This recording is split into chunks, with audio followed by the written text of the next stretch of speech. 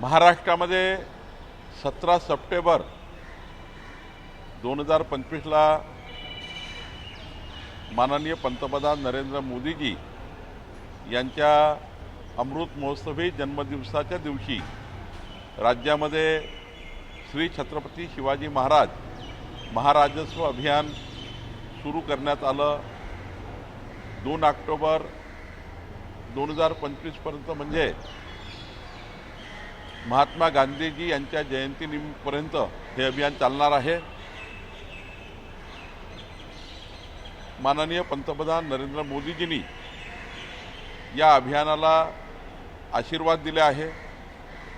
या अभियानामध्ये केंद्र सरकारच्या राज्य सरकारच्या संपूर्ण योजना शेतकरी शेतमजूर आणि प्रत्येक घरापर्यंत पोहोचणार आहे। या अभियानामध्ये पांदन रस्त्याचे डिमार्केशन आणि क्रमांक टाकणे आणि पांदन रस्त्याची कामं सुरू करणे,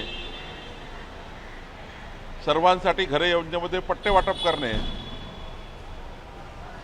या अनेक योजना या अभियानामध्ये घेतलेल्या आहेत। आणि महत्त्वाचं जे माननीय पंतप्रधान मोदीजींनी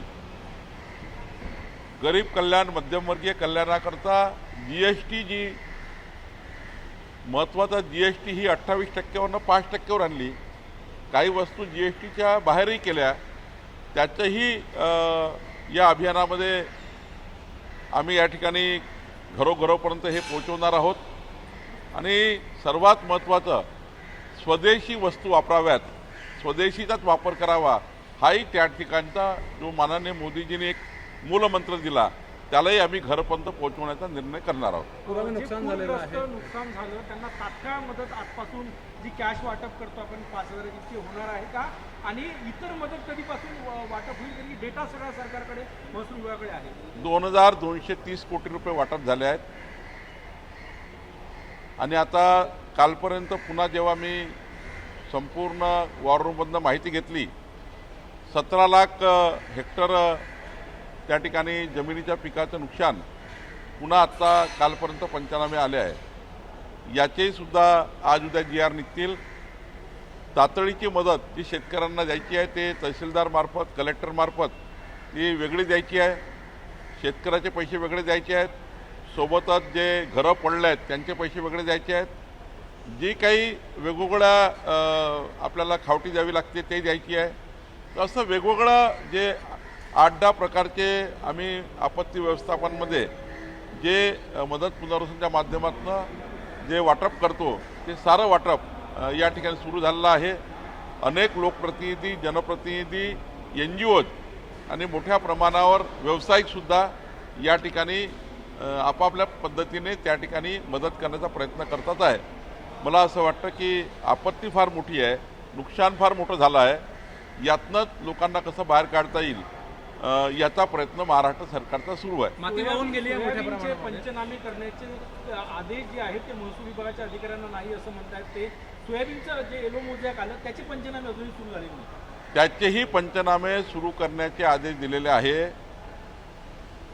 सर्वच नुकसानीचे पंचनामे देण्याचे आदेश सुरू झालेले आहे।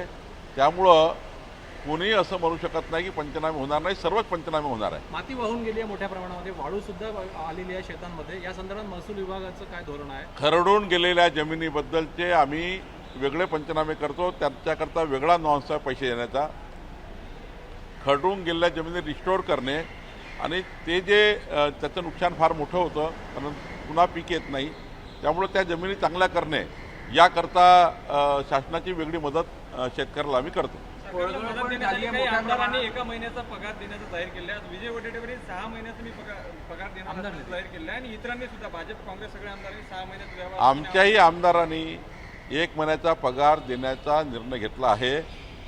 आणि अजून जी काही मदत पगारानेच नाही, जी काही मदत खाजगी स्वरूपाने जी काही मदत त्या ठिकाणी NGOच्या माध्यमातून आमचे सर्व आमदार, लोकप्रतिनिधी आणि भारतीय जनता पार्टीही या ठिकाणी आमचे कार्यकर्ते करत आहेत। नरखेड, काटोल, सावनेर या भागामध्ये मोसंबी आणि संत्रागळ वाढलेली आहे, प्रचंड मोठं नुकसान होत आहे, त्याचे पंचनामेही सुरू झालेले। मी स्वतः त्याची पाहणी करणार आहे। आमचे जिल्हाधिकारी आणि आमची टीम स्वतः जाऊन पाहणी करणार आहे आणि अमरावती किंवा नागपूरमध्ये जे काही नुकसान झालं त्याचेही पंचनामे आम्ही करणार आहोत. उद्धव ठाकरेंनी 10,000 कोटीची केंद्राकडे मागणी केली आहे पूरग्रस्तांच्या ह्याच्यात. उद्धव ठाकरेंचा जो सल्ला आहे तो सल्ला आम्ही ऐकला आहे. शेवटी NDRFच्या नियमाप्रमाणे जे जे काही मदत शेतकऱ्याला द्यायची ती द्यायची असतं आणि उद्धव ठाकरेजींनी काही जर त्यांना सांगायचं असेल तर मीडियाच्या माध्यमातून नको, एखादं पत्र वगैरे काय त्यांचं म्हणणं आहे. आणि शेवटी विरोधी पक्षाची जबाबदारी आहे सरकारला चांगल्या सूचना देणे, सरकारकडे मागणी करणे, त्यांच्या मागणीचा विचार करेल. अकोला तालुक्यामधील पळसोबडे मंडळ आहे महसूल विभागाचा, तिथले महसूल मंडळ अधिकारी जे आहेत त्यांनी त्यांच्या शेतात बांध बांधला आणि वरचे जवळपास 300 शेतकऱ्यांच्या शेतामध्ये आज चिखल आणि पूर सदृश स्थिती आहे. मंडळ अधिकारी ऐकायला तयार नाही आणि त्यांच्या मंडळ अधिकाऱ्याच्या हेकेखोरपणामुळे शेतकऱ्यांचं नुकसान. सकाळी ABP माझावर ही बातमी मी पाहिली. 3-4 शेतकरी पावसात उभे आहेत, ते पूर्ण पाणी त्यांच्या शेतामध्ये आलं आहे आणि मंडळ अधिकारी म्हणतो माझं शेती आहे त्यामुळे माझी काही चूक नाही आहे. ते बघितलं आहे, पण मी स्वतः डिव्हिजनल कमिशनरला त्या ठिकाणी चौकशी करायला लावणार आहे. आत्ताच चौकशी करायला लागणार आहे, कारण मी येता ती बातमी बघितली. पण मंडळ अधिकाऱ्यांनी 300 शेतकऱ्याचं जर नुकसान केलं आहे, मंडळ अधिकाऱ्याच्या हेकेखोरपणामुळे झालं असेल तर निश्चितपणे हा फार मोठा गुन्हा आहे.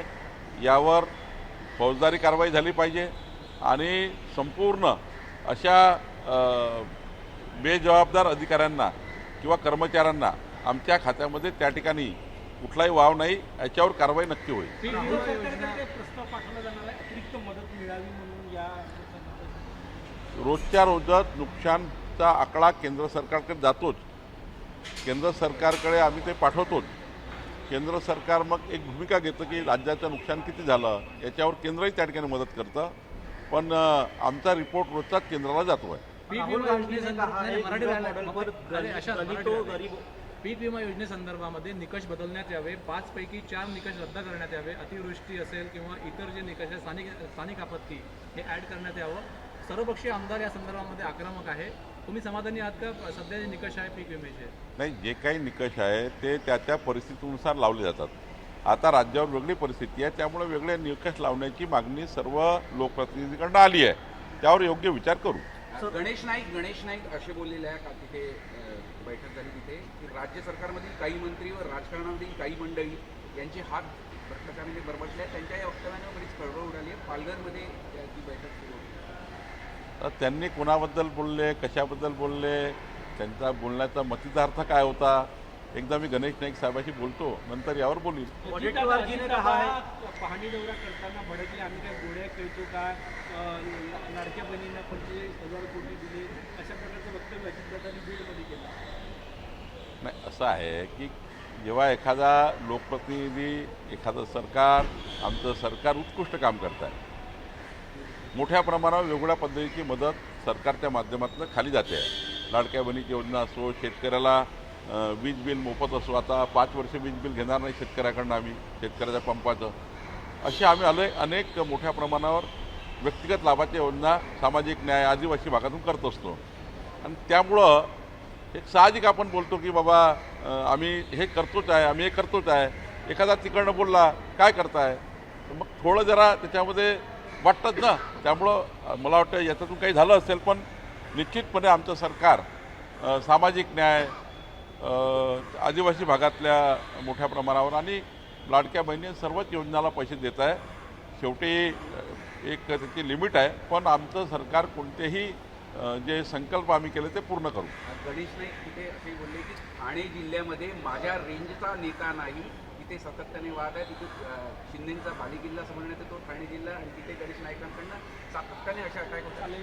नाही, गणेश नाईक साहेब एक आपल्या जिल्ह्यातील, आपल्या महाराष्ट्रातील एक जबाबदार नेते आहे. ते मी आधीच सांगितलं, गणेश नाईक जे काय बोलले त्या कोणत्या संदर्भाने बोलले हे मला बघावं लागेल. आदिवासींच्या जमिनी भाडेतत्त्वावर देण्याचा जो उल्लेख झाला होता, त्यावर काँग्रेसने टीका केलेली आहे की त्यांच्या जमिनी हडपण्यासाठी हा डाव आहे. आदिवासी समाजाच्या अनेक जनतेने मागणी केली आहे. मागणी काय आहे की त्यांच्या पडीत जमिनी आम्हाला रेंटवर द्यायच्या. जसं मुख्यमंत्री सौर वाहिनीकरता आपण जमिनी घेतो रेंटवर 30 वर्षाच्या, तर उद्या जर महाराष्ट्राचा एखादा सौर वाहिनीचा प्रकल्प आला तर पडीत जमीन 50,000 रुपये एकरी 30 वर्षाकरता. जमिनी तर त्यांच्याच नावाने राहणार, आदिवासीच्या नावाने. करारनामा कलेक्टरसमोर रजिस्टर करारनामा होणार. म्हणजे पडीत जमिनीचा जर आदिवासी लोक त्यांची मागणी असेल मुख्यमंत्री सौर वाहिनी योजनेचा प्रकल्प आम्हाला द्या, असे प्रकल्प जे काही आहे त्या प्रकल्पाला त्यांना मुभा नाही आहे. आदिवासींना त्यांना आम्ही आता एक मुभा देतो आहे, अशी जबरदस्ती नाही आहे. त्यांना त्यांच्या पडीत जमिनीत त्यांना विल्हेवाट लावता येतील. घरी किमान 50,000 रुपये एकरी येतील, 1.25 लाख रुपये हेक्टरी येतील, किमान त्यांचं घर चालेल. आज खडक पहाड जागेवर आदिवासींना काहीच भेटत नाही आहे. त्यामुळे त्यांना आम्ही उलट प्रोत्साहन दिलं आहे. आणि दुसरं, एखाद्या आदिवासी समाजाच्या शेतीमध्ये काही गौण खनिज असेल, गौण खनिज काढायचं असेल आणि त्यांनी कुणासोबत जर एखादा क्रशर लावलं, एखादा व्यवसाय तयार केला, तर त्याचे स्वामित्वाची रक्कम किंवा गौण खनिजाची रक्कम त्या आदिवासीला मिळणार आहे. त्यामुळं आदिवासी समाजाला आर्थिक मजबूत करण्याकरता आणि जमीन आदिवासीची राहणार आहे. 7-12 विक्री केला तर 7-12 बदलतो. उलट आदिवासीला जमीन विक्री करणं परवडत नाही, कारण जमीन त्याच्या घरातून जातं, इथं तर त्यालाच राहणार आहे. आणि त्यामुळं आदिवासी जनतेला प्रोटेक्शन करण्याकरता हा कायदा आहे. आदिवासींचा 7-12 कुठेही आदिवासीच्या नावानं राहणार आहे. कोणत्याही उद्योजकाला मदत होणार नाही. आदिवासी समाज मजबूत करण्याकरता घेतलेला निर्णय आहे. मला जर कुणी ज्यांनी विरोध केला आहे त्यांनी जर पत्र दिलं की अजून काही शासन निर्णय झाला नाही, पण ज्यांनी जर समजून सांगितलं की आदिवासीचं हित कशात आहे त्यांचे ऐकून घेऊ. विजय वडेट्टीवार ने कहा है कि सभी अंतर्गत 6 महीने का जो पगार है वो किसानों के लिए दिया जाना चाहिए, क्योंकि किसानों का भारी से भारी नुकसान हुआ है. वडेट्टीवार जी की सूचना अच्छी है, वो सूचना का पालन करेंगे. राहुल गांधी जी ने गुजरात मॉडल पर कहा है कि दलितों गरीबों के घर बुलडोजर से गिराए जा रहे हैं. हाँ, राहुल गांधी ने गुजरात मॉडल पर कहा है कि दलितों गरीबों के घर बुलडोजर से गिराए जा रहे हैं और पूंजीपतियों को जमीन मुफ्त में दी जा रही है. मुझे नहीं मालूम उसने क्यों कहा, कौन से संदर्भ में कहा, वो गुजरात में क्या किया उसने मुझे नहीं मालूम. महाराष्ट्र में पता सकता. आरक्षणासंदर्भात एक महत्त्वाचं विधान सुप्रिया सुळेनंतर अजित पवारांचं आलेलं आहे. आर्थिकदृष्ट्या ज्यांना गरज आहे त्यांनाच आरक्षण देण्यात यावं, या संदर्भात एक वादही निर्माण झाला होता. आरक्षणावर महाराष्ट्रात सगळं वातावरण ढवळून निघालं आहे. नाही, मला वाटतं त्यांचा बोलण्याचा तात्पर्य संदर्भ असा असेल की SC STचं जे आरक्षण त्यांच्या कायम राखून, म्हणजे पर्सेंटेज कायम ठेवू, OBCचं पर्सेंटेज कायम ठेवू, त्या समाजातल्या आर्थिक दुर्बल लोकांना वर आणणे याकरता कराव्यासाठी काही सूचना मला वाटते यातून त्यांनी दिलेल्या आहे. म्हणजे एक पर्सेंटेज ऑफ SCचं सारखंच राहील, STचं सारखं ते कमी नाही होणार, पण त्या समाजातलं त्या लोकांचं आरक्षण हे जे गरीब आहे, जे आर्थिक दुर्बल आहे त्यांना मिळावं अशी भावना मला वाटते त्यांच्या बोलण्यातनं आहे. ABP माझा, उघडा डोळे बघा नीट.